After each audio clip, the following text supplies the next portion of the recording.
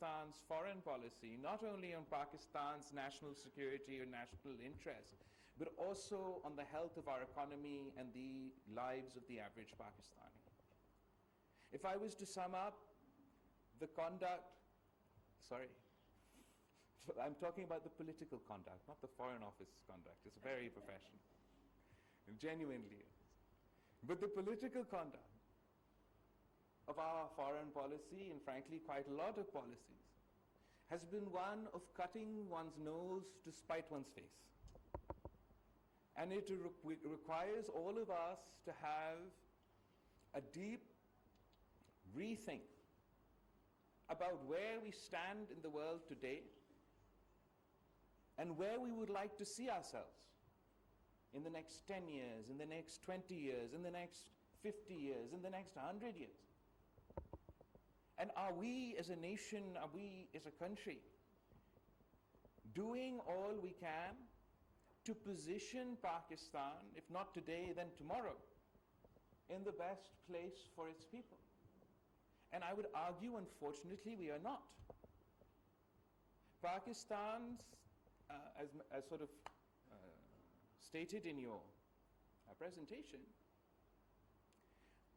Pakistan's foreign policy is far more affected by the development of geopolitical events than many other countries. Pakistan's geographical location is such that we are positioned in a place that means that the developments of geopolitical effects have affected Pakistan directly in the past and will continue to do so in the future. Our neighbor to the north is China, our all-weather friend. Whether we like it or not, we will never be able to change the fact that India is also our neighbor. And on the other side,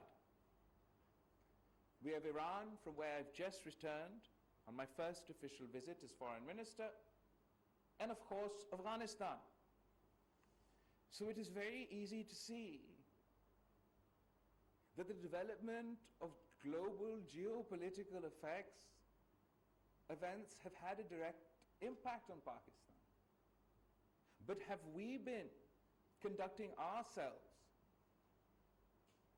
in a way that engages with these challenges, sees them as not only challenges but also an opportunity? I don't think we have been. Or if we have been, I'm sure we've been trying to, but there's a lot more potential which is just waiting to be unlocked. Diplomatically, economically, culturally, politically, we believe that engagement is the answer. When I say we're cutting our nose to spite our face, I mean that if we're not even going to try and engage on the basis of one issue or the other, then how can we hope to impact or change the course of events?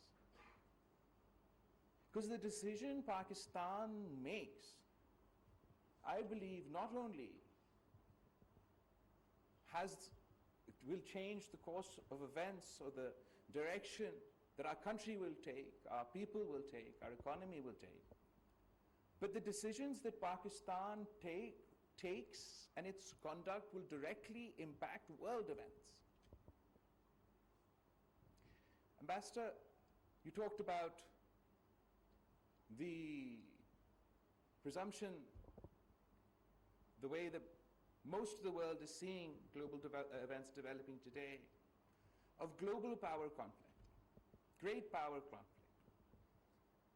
Now, is this great power conflict in the interest of Pakistan?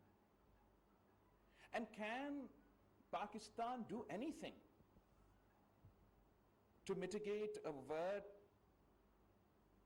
or play its part, rather than increasing conflict, increasing tensions, but actually to reduce tensions, to play a bridge to play a role to enhance engagement. I believe we have in the past, and we can do so again. If it is in the context of our relationship with China, there is no doubt that Pakistan's relationship with the people of China will continue to grow from strength to strength. We are committed to our economic engagement.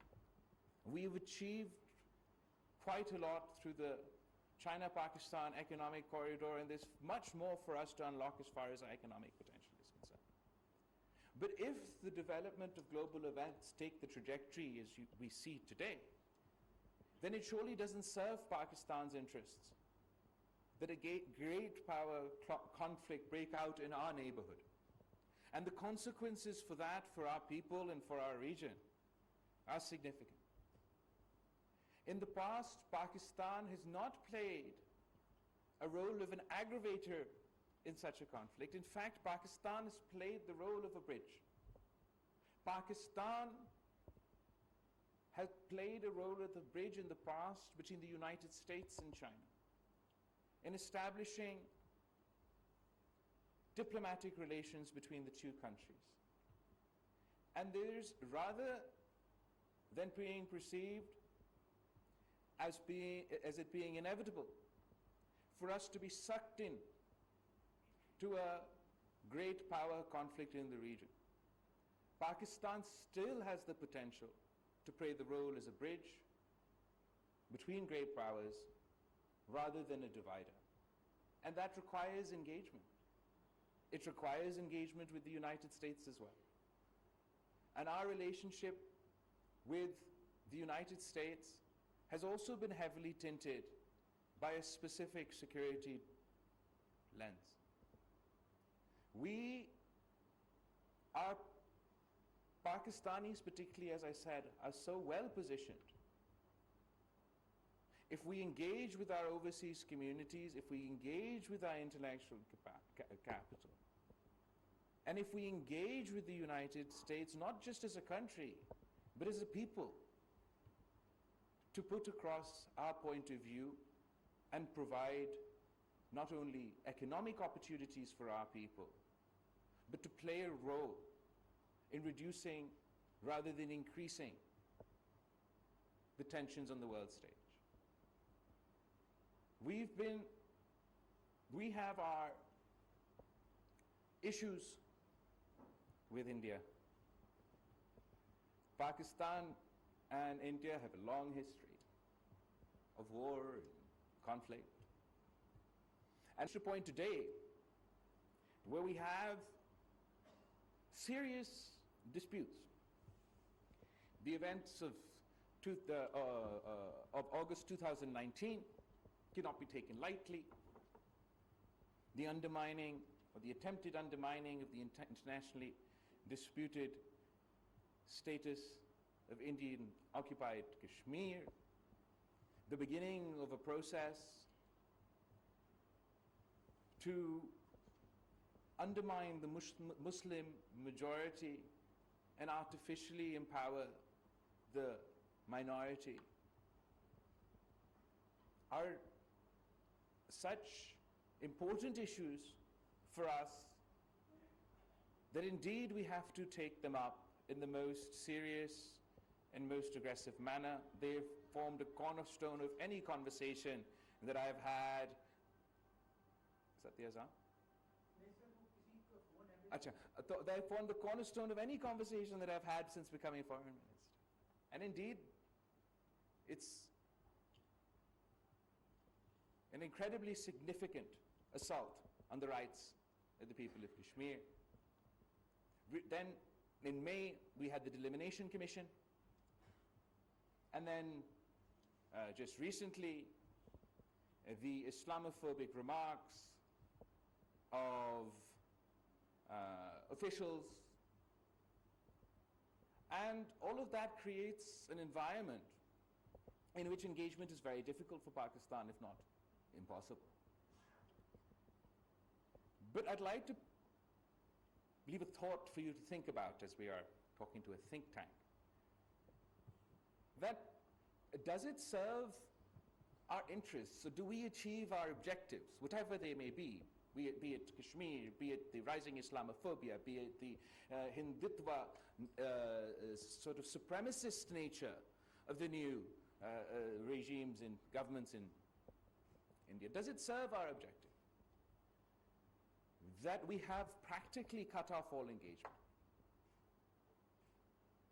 That I, as Foreign Minister of Pakistan, as the representative of my country, not only don't speak to the Indian government, but I also don't speak to the Indian people. And is that the best way to communicate or achieve Pakistan's objectives?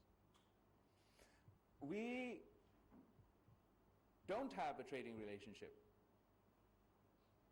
with our relationship to the East, and many will argue absolutely we should not. The environment is not as such, and given these outrageous assaults on our principled positions, it would be inappropriate for Pakistan to take such a step. But others would argue that this is just a continuation of that very same thought where we cut our nose to spite our face. And Ambassador, when you were speaking here and you were explaining about the trajectory of great power conflicts in our region between US and China, you also mentioned that their economic engagement was one of the reasons that you didn't necessarily see it getting as bad as everybody predicts.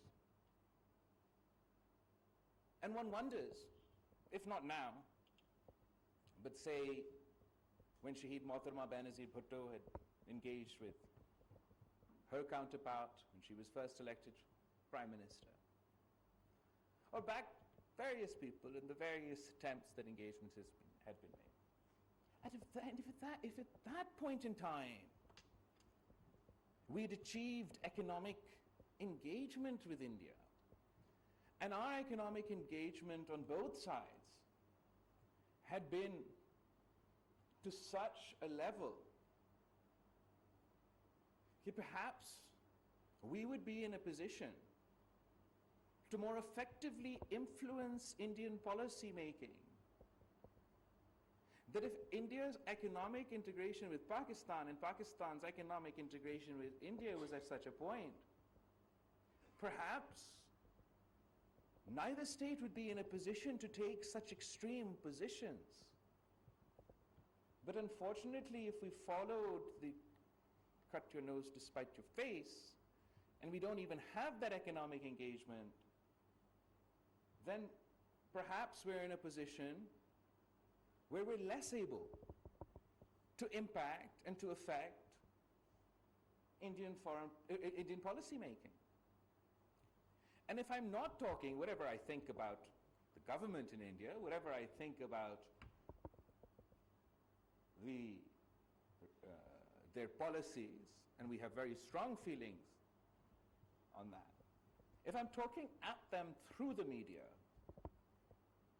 through press conferences and press releases and statements, and not talking with them, then am I able to actually effectively impact any sort of change in their policies?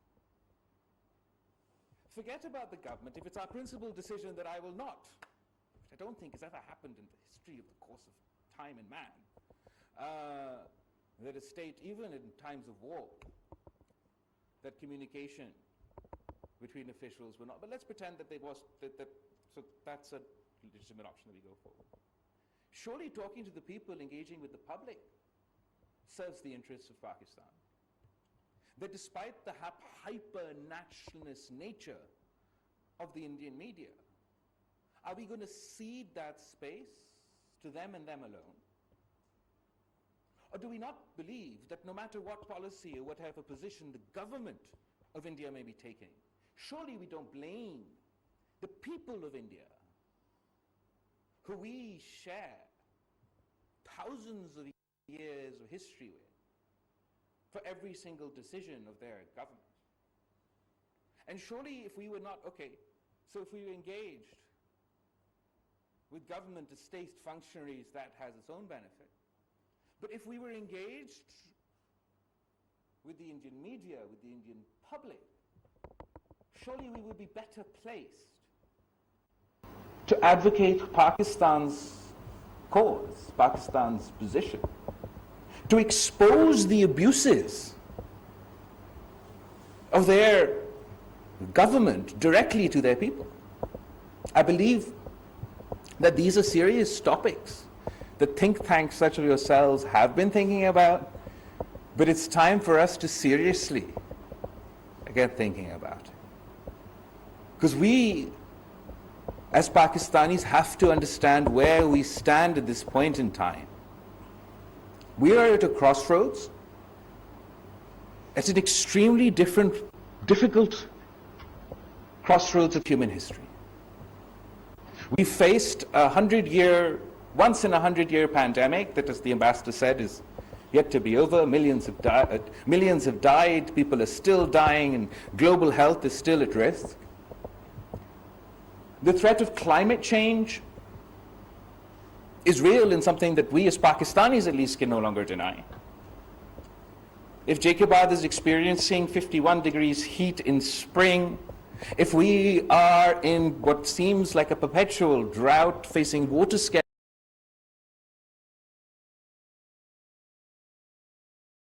after year, suffers drastic damage. If there are fires raging from Balochistan to Khyber Pakhtunkhwa for 10 days on end, surely one of the greatest existential threats to man, climate change, will have an outside impact on a developing country, on a poor country like Pakistan. And then, because geopolitical events have a direct impact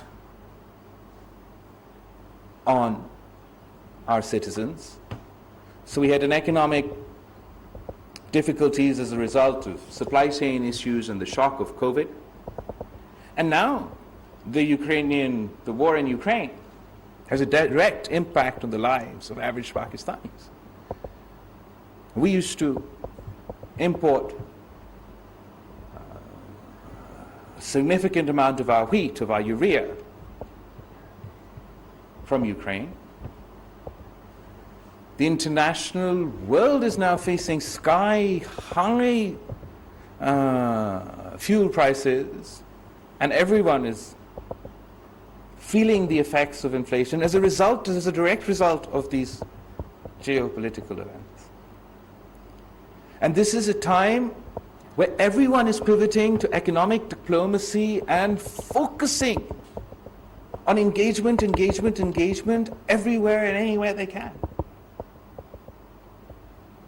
And it is unfortunate that human history will record, but it will record this. When we were facing the existential threat of a pandemic and of climate change, the world decided to go to war, but that's what they decided to do. In Europe, there's a war, the tensions and conflicts threatening to spill out all over the place. Our own neighborhood, Afghanistan, I'm going to read your book, but, well, is extremely at a difficult crossroads in their own history. Because of geopolitical events, we've never reached the true potential of our economic potential with our neighbors in Iran. And now we have to race against time. The unity government is inherited in Pakistan, where wherever you look, there's a crisis. Internationally isolated, internationally disengaged for one reason or another. Economically, you've inherited an IMF deal that is stale, that is out of date, that is pre-COVID, that is of the fall of Kabul, that is pre the Ukrainian and Russian crisis, that is pre the global economic recession. But that is what you've got. Then you've inherited such economic decisions that can only be described as a suicide attack on our economy that not only make things difficult for Pakistan, but obviously make things incredibly difficult for the average Pakistani. You've inherited institutions that have faced challenges throughout our course of our history, but in our view for the last 3 to 4 years, have been playing rather than a constitutional role, a more controversial role, while we're hoping for a transition back towards constitutional role that poses its own challenges. And whether it is on the economy, whether it is our domestic challenges, whether it is our foreign policy, everybody has come together in this unity government to address these issues together. I am manning our foreign policy and our international challenges. Others are manning their own forts. And we're working together under incredibly difficult circumstances, not only for us and for the world. And it's time for all of us to start thinking of new ways for Pakistan to conduct itself, internally and externally, with the sole objective of not benefiting me or not benefiting any one individual, but benefiting the people of Pakistan over any perceived notion of hyper-nationalism or hyper-patriotism. The most patriotic thing we can do, as I can do, as a foreign minister of Pakistan, is to conduct a humble foreign policy based on the reality of challenges that face my country, to be firm in our positions, to be firm in communicating the interests of my people, but to never be arrogant, because we cannot afford it, our country cannot afford it.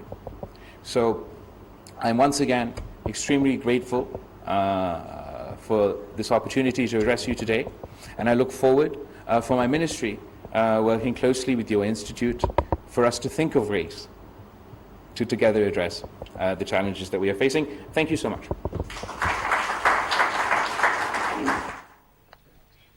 वज़ीर ख़ारिजा Bilawal Bhutto Zardari ISSI की तकरीब से खिताब कर रहे थे। उन्होंने कहा कि हमारे लोगों में इतनी सलाहियत है कि दुनिया में कहीं भी काम कर सकते हैं। हमें अपने नौजवानों की तरक्की के लिए मौक़े पैदा करने की ज़रूरत है। नौजवानों को मुस्बत सरगर्मियों में मसरूफ़ रखने के लिए काम कर रहे हैं। उन्होंने कहा कि इक़्तिसादी सिफारती सतह पर हमारे पास पोटेंशियल मौजूद है।